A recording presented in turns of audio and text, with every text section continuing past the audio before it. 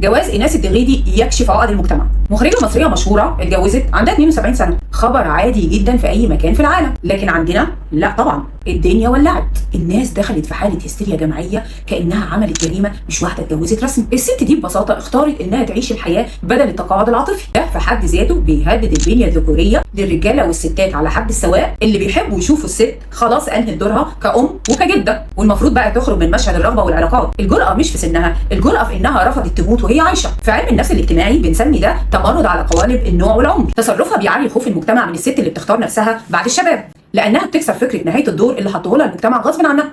وهنا بقى لازم نسال، هو احنا اصلا فاهمين الجواز صح؟ اغلب الناس فاكره ان معنى الجواز رغبه، شباب، جنس او انجاب. عشان كده لما بيشوفوا حد كبير بيتجوز بيتصدموا، اللي هو ازاي يعني اتجوز ايه يا عم انت كبرت وعجزت؟ لانهم رابطين الجواز بالجسد مش بالاحتياج الانساني، مع ان الحقيقه ان الاحتياجات عمرها ما بتنتهي، لكن اولويتها بتتغير. في الشباب بنبقى عايزين اسره، انجاب، استقرار مادي، اشباع عاطفي وجنسي. بنبقى عايزين نلعب ادوار اجتماعيه جديده، زوج، زوجه، ام، اب. بنبقى عايزين نقوم بمسؤوليات مرحله الشباب والاستقلال. لما بنكبر بتتحول الاولويات الى الحاجه للونس، للدفء، للمشاركه، للدعم النفسي، للاشباع العاطفي. على فكره الحاجه للحب والعاطفه والاهتمام في الكبر بتكون اكبر بكتير، وخاصه بعد انتهاء الادوار والشعور بالتقدم في العمر والضعف النفسي والجسدي. يعني الجواز في كل الاحوال هو وسيله للبقاء على قيد الحياه بمعناها العميق، مش مجرد علاقه جسديه. الجواز هو بحث عن السكن النفسي، زي ما ربنا قال: ومن آياته أن خلق لكم من أنفسكم أزواجا لتسكنوا إليها وجعل بينكم مودة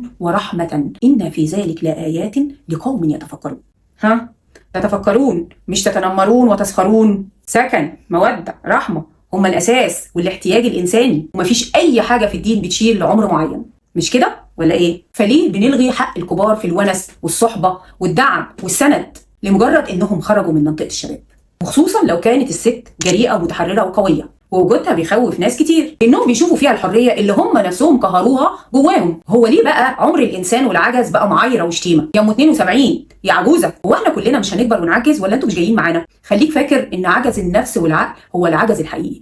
الناس بقى اللي بتسخر منها وبتشتم فيها كانها غلطت فيهم هم شخصيا، دول بقى ضحايا ثقافه عمر الصلاحيه اللي بتربط قيمه الست بشكلها وسنها. فلما بيشوفوا واحده كسرت القالب ده بيحسوا بتهديد في قيمهم القديمه، فيردوا بالسخريه او الاهانه. حتى الستات اللي بيهاجموها وبيشتموها في الغالب بينتقموا لنفسهم المحرومه من الجرأه والتعبير عن احتياجهم للونس والحب والعاطفه، اللي اتربوا على الخوف من الرغبه والاحتياج بعد ال40، لانها لمست عقدهم وعجزهم وخضوعهم لاعراف مجتمعيه سجناهم. ده بنسميه علميا الاسقاط الجمعي للعار، ان المجتمع يرمي عاره على غيره عشان يرتاح من صورته المرفوضه. الشريحه بقى الراقيه ظاهريا، العدوانيه فعليا، اللي طلعوا يدافعوا عنها بس في نفس الوقت بيشتموا اللي بينتقدوها، نفس الغضب ونفس العدوان، بس بمبرر شيك عنوانه انا متحضر. بقينا برضو قدام قمع بس من نوع جديد، قمع باسم التنوير والتحضر، ودي ظاهره اسمها الاستعلاء الاخلاقي المقنع.